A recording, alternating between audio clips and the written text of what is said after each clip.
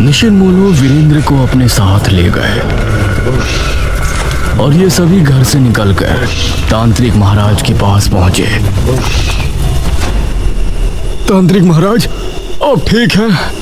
हम तो ठीक हैं, लेकिन जो अभी हुआ आप सभी ने देखा। निशिर-मोलो उस आदमी को ले गए, लेकिन वो वापस कैसे आ सकते हैं? वो तो चले गए थे ना।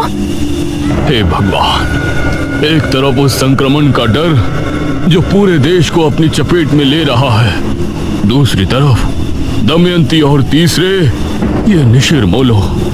ऐसा लग रहा है कि खतरा हर तरफ से हमारी तरफ ही बढ़ रहा है। जब तक हमें निशिर-मोलो के वापस आने का रीजन पता नहीं चल जाता, तब तक हमें उनसे उसी तरह खुद को बचाना पड़ेगा जैसे पहले बचाया करते थे। दमयंती की अगली चाल क्या होगी, हमें उसके लिए भी तैयार रहना होगा। फिलहाल हमें अपना पूरा ध्यान इस संक्रमण को रोकने में लगाना है।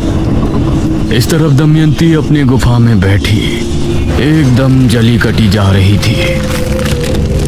उसने सामने रखा हुआ अग्निकुंड भी लात मारकर गिरा दिया। मेरा वीरेंद्र कहाँ है? कौन थे वो 4 नकाबपोश जो उसे ले गए? दमयंती, ये तुम क्या कर रही हो? तुमने क्रिया में इस्तेमाल होने वाले अग्निकुंड में लात क्यों मारी? ये काली विद्या का अपमान है। हे काली दुनिया की देवी, क्षमा करें। आप भी बताइए, वो 4 आदमी कौन थे? पहले तो वो मुझे सिर्फ सपने में दिखा करते थे, अब वो असल में कैसे आ गए? और वो वीरेंद्र को कहाँ ले गए? वो निशिर-मोलो है दमयंती। कौन है वो निशिर-मोलो? तुमको याद नहीं क्या, जब तुम महाराज के साथ सिंहासन पर बैठी थीं, तब कुछ फरियादी आए थे। हाँ, वो ये पूछ रहे थे कि महाराज उन लाशों का क्या करते थे, और फिर मैंने उनको खत्म कर दिया था। हाँ, असल में जो आखिरी मुर्दा तुम्हारे पास आया था, उस मुर्दे को ले जाने वाले 4 नकाबपोश आदमियों को महाराज के सिपाहियों ने मार दिया था। उन्हीं की आत्मा मरने के बाद निशिर-मोलो बनी और तब से ही ये बेरमपुर में भटकते थे। मेघना ने इनको महाराज की लाश देकर वापस भेज दिया था, लेकिन अब ये वापस कैसे आ गए इसका ज्ञान मेरे पास भी नहीं है। ये मुझे मेरे सपनों में क्यों नजर आते थे? क्या इसके बारे में भी तुमको कुछ नहीं पता? जिस तरह भगवान अपने भक्त को पहले ही चुन लेता है, उसी तरह शैतान ने भी तुमको पहले ही चुन लिया था, और शैतान जिसको चुन लेता है वो उसके भविष्य काल की कुछ तस्वीरें उसको पहले ही दिखाना शुरू करता है। इस पर दमयंती ने अपने सपने को फिर से याद किया। आधी रात का पहर था, चारों तरफ घना जंगल। दमयंती डरी सहमी सी अंधेरे के बीच खड़ी थी। ये मैं कहाँ आ गई? क्या मैं सही जगह हूँ? वो इधर उधर देख रही थी, लेकिन घने जंगल के अलावा कुछ भी नजर नहीं आ रहा था। तभी उसे एक आवाज सुनाई दी। ये आवाज सुनकर वो अचानक से डर गई और झाड़ियों के बीच जा छिपी। उसने देखा कि 4 आदमी कंधे पर एक ताबूत उठाए आगे बढ़ रहे हैं, और उन्हें पहचानते ही वो बेहद डर गई। हे काली दुनिया की देवी, मुझे बचा लीजिए। तो क्या मैं उनसे बचने के लिए ऐसे भी भटकती फिरूंगी? वो मेरा भविष्य है। भविष्य कभी भी बदल सकता है दमयंती। उन्होंने बस तुमको आगाह किया है कि वैसा हो सकता है। नहीं, ऐसा कभी नहीं होगा। मेरी शक्तियों के आगे दुनिया की कोई शक्ति बड़ी नहीं है। मैं कभी किसी से नहीं डरने वाली। इस तरफ पूरे भारत में महामारी फैल रही थी। सभी लोग अपनी अपनी दुकान, ऑफिस और कार्यस्थलों को बंद करके घर में बैठे थे। हर मोड़ पर, हर चौराहे पर, हर गली के नुक्कड़ पर पुलिस बल तैनात था। उस समय सिर्फ राशन लेने वाले लोगों को ही बाहर निकलने की इजाजत थी, और चेहरे से मास्क होना अनिवार्य था। मास्क का चेहरे पर ना होना एक बहुत ही गंभीर अपराध जैसा बन गया था। उस संक्रमण के चलते लोगों की मौतें भी अब बढ़ती जा रही थी। मुझे छोड़कर क्यों चले गए जी? मुझे भी अपने साथ ले जाते। मैं इतनी बड़ी जिंदगी कैसे गुजारूंगी। तभी वहां पर उस मृत आदमी का बेटा आया। राजू, तू अकेला कैसे आया है? मोहल्ले वालों को बुला कर ला, अर्थी उठने का समय हो गया है। माँ, कोई भी पड़ोसी साथ आने को तैयार नहीं। कह रहे हैं कि तेरा बाप कोरोना वायरस की वजह से मरा है। अगर हम उसकी लाश के करीब जाएंगे तो हमें भी वो वायरस लग जाएगा। हे ऊपर वाले, ये तो कैसा कहर ढा रहा है। मेरे पति की लाश पड़ी है और उसको अर्थी देने को भी कोई तैयार नहीं है। वो औरत फूट फूट कर रोने लगे, लेकिन वो समय ही ऐसा था। कोरोना वायरस के चलते इंसान अपने ही जैसे दिखने वाले दूसरे इंसान को अपना दुश्मन समझ बैठा था। जो मर्द काम करने के शौकीन नहीं थे, जो हर दूसरे दिन छुट्टी करके घर पर आराम फरमाने की आदत रखते थे, वो लोग भी उस समय यही दुआ कर रहे थे कि जल्द ही लॉकडाउन खुले और हम काम पर जाएं।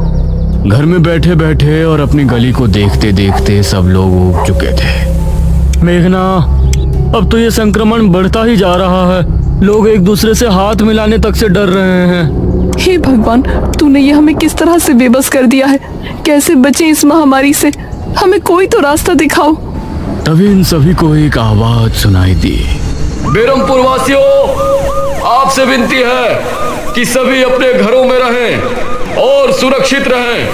कोई भी बेवजह बाहर ना निकले और जब भी बाहर निकले मास्क जरूर लगा कर रखें। सोशल डिस्टेंसिंग का पालन जरूर करें, वरना अगर हमने आप में से किसी को बिना मास्क के बेवजह घूमते देख लिया तो आपकी खराब हालत के जिम्मेदार आप खुद होंगे।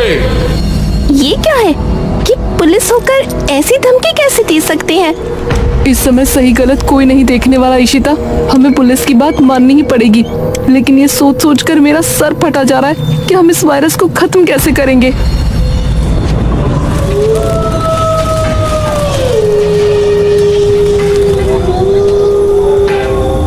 रात के 12 बजे एक पुलिस वाला बेरमपुर के चौक पर तैनात था। अरे, इतने रात में तो कोई ना आया। अब तो मेरी लाठी भी पड़ी पड़ी उब गई है। तभी उसको सामने से एक बाइक आती हुई नजर आई। पुलिस वाला उसको देखकर छिप गया और जैसे ही वो आदमी चौक पर पहुंचा तो अचानक पुलिस वाला उसके सामने आ गया। चल रहे हीरो, बाइक साइड में लगा। वार्निंग देने के बाद भी घूमने का शौक खत्म नहीं हो रहा है ना। अब देख कैसे मैं तेरी कमर का गुंबद बनाता हूँ। ये सुनकर उस लड़के ने पुलिस वाले को अपनी जेब से एक 500 का नोट निकाल कर दिया। जाने दो ना साहब, आते समय भी एक और नोट दूंगा। ये सुनकर पुलिस वाला मुस्कुराया। ठीक है, लेकिन 1 घंटे के अंदर वापस आ जाइयो। बड़े साहब आ गए तो मैं भी कुछ ना कर पाऊंगा। जी जरूर। ये कहकर लड़का वहां से चला गया।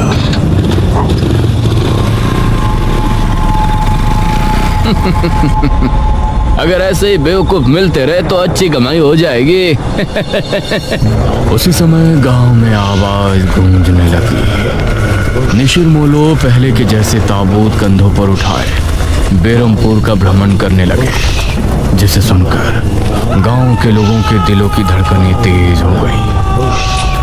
हे भगवान, ये निशिर मोलो फिर से वापस आ गए। ये तो निशिर मोलो की आवाज है ना? हाँ, लगता है वो फिर से अपने शिकार की तलाश में निकले हैं। हम में से कोई बाहर नहीं जाएगा।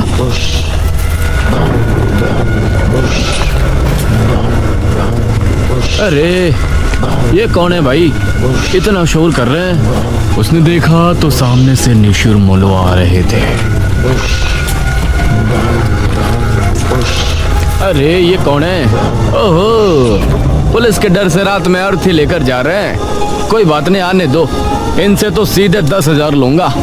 वो करीब आए तो उसने देखा कि उनके चेहरे पूरी तरह से ढके हैं। उसने अपनी लाठी उठाई और खुद ही उनके सामने आ गया। अरे, ओ रुक जाओ, ऐसे पूरे मुंह को ढकने से तुम बच नहीं पाओगे। ये कपड़ा नहीं, चेहरे पर मास्क होना जरूरी है। जल्दी से अपने अपने चेहरे दिखाओ। मास्क लगाया या नहीं? ये सुनते ही निशिर मोलो की आंखें लाल लाल चमक उठी, जिसे देखकर पुलिस वाले की सिट्टी पिट्टी गुम हो गई। तभी ताबूत खुल गया और उससे सुनहरी रोशनी निकलकर पुलिस वाले को ताबूत में खींच कर ले गए। सभी गांव के लोगों को पुलिस वाले की चीख सुनाई दी और फिर वो भयानक आवाजें दूर जाते जाते खत्म हो गई। तांत्रिक महाराज, आप कुछ तो सोचिए, कुछ तो हल निकालिए इस महामारी का। मृत्युंजय अमृत को हम पूरे इंडिया में तो नहीं भेज सकते, ऐसे में कोई तो रास्ता होगा ना। बेटी, तुम्ही ने पिछले जन्म में अपने राज्य को महामारी से बचाया था। मुझे लगता है कि इस महामारी से बचने का उपाय भी हमें तुम्हारे पिछले जन्म, तुम्हारे अतीत से ही मिलेगा। यह सुनते हुए मेघना तांत्रिक महाराज को बड़े गौर से देख रही थी। शायद ही उसे उनकी बातें समझ आ गई थी।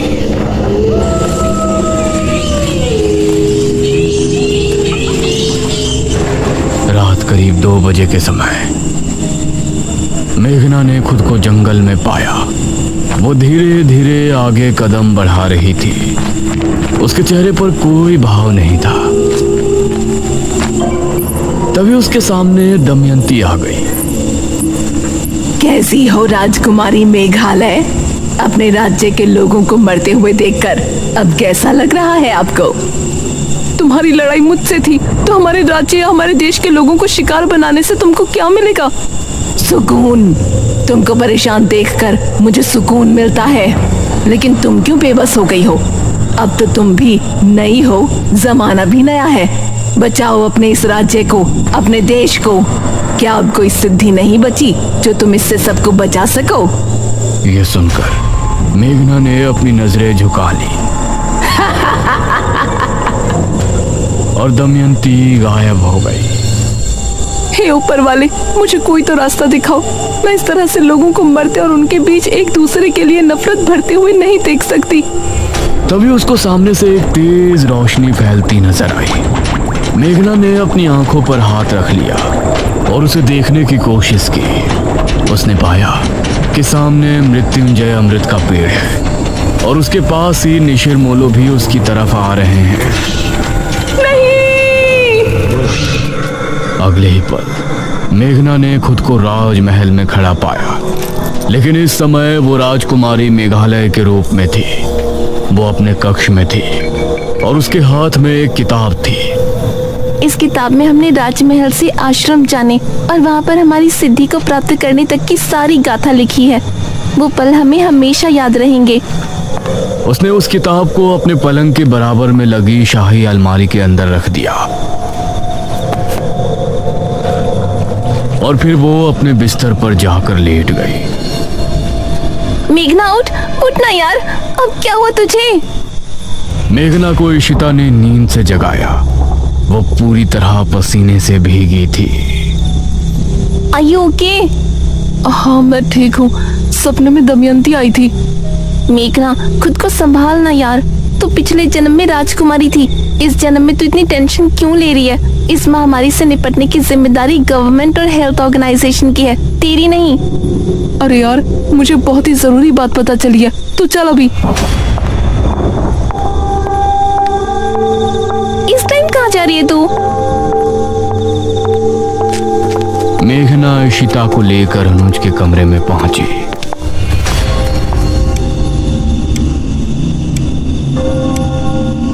अनुज, जल्दी उठो।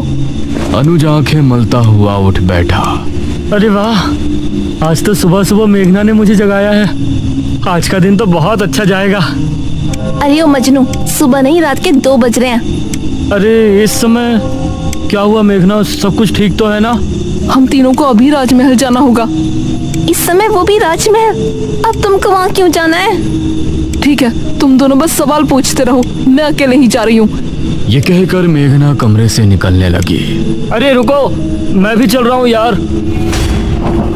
इशिता और अनुज भी उसके पीछे हवेली से निकले और ये अब तीनों राजमहल की तरफ रवाना हो गए। मेघना बहुत तेज तेज कदम बढ़ा रही थी और 20 मिनट चलने के बाद राजमहल इनके ठीक सामने था।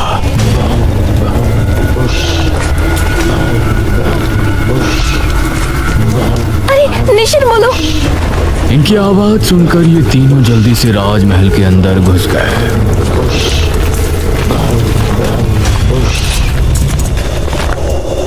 थैंक गॉड, मुझे तो लगा था कि आज हम गए। मेरे साथ आओ। मेघना अपने कक्ष में पहुंची।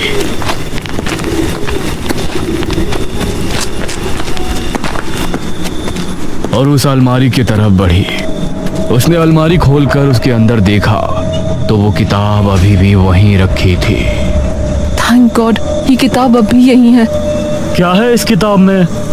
पिछले जन्म में जब मैं राजकुमारी मेघालय मृत्युंजय अमृत के पेड़ को उगाने वाले बीज की सिद्धि हासिल करने गई थी, तो उन्होंने वहां जाने से लेकर वापस आने तक की सारी दास्तान इसमें लिखी थी।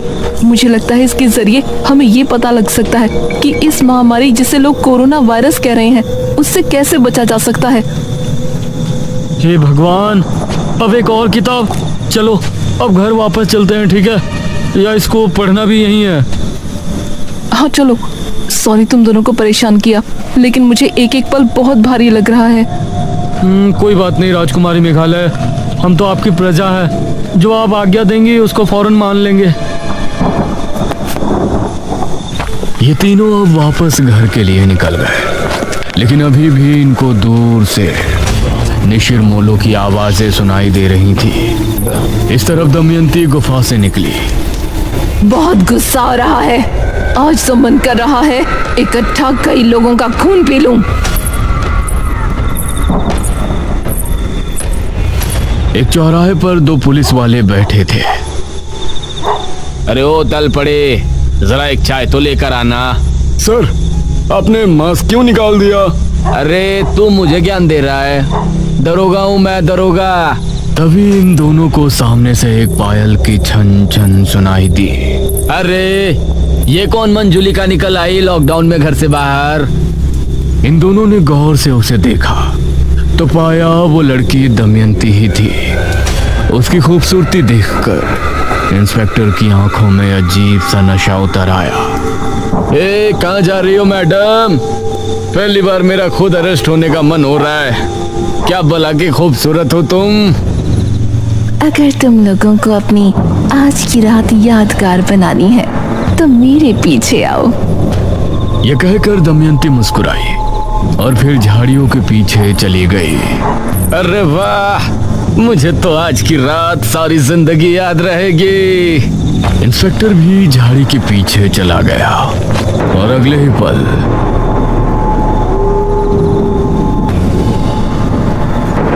उसके कपड़े बाहर आ गिरे। वाह, आज तो सर की ईद और दिवाली एक साथ मन गई।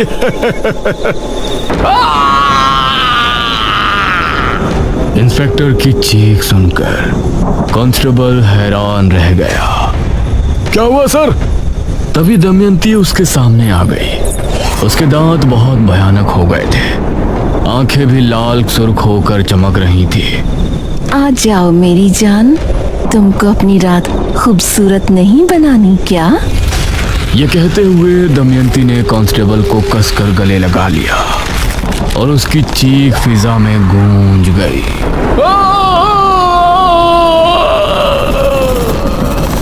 इस तरफ मेघना ने उस किताब को खोला और पढ़ना शुरू किया, जिसके अंदर उसके पीछे जन्म की गाथा उसी के हाथों लिखी गई थी। इस किताब में मेघालय की पिछली जिंदगी के कौन कौन से रहस्य खुलते हैं। मेघना इस महामारी से लोगों को कैसे बचाएगी, कैसे अंत होगा दमयंती का, और क्या कारण है निशिर मोलो के वापस आने का। जानने के लिए हमारे साथ बने रहिए इस कहानी के अगले भाग में भी।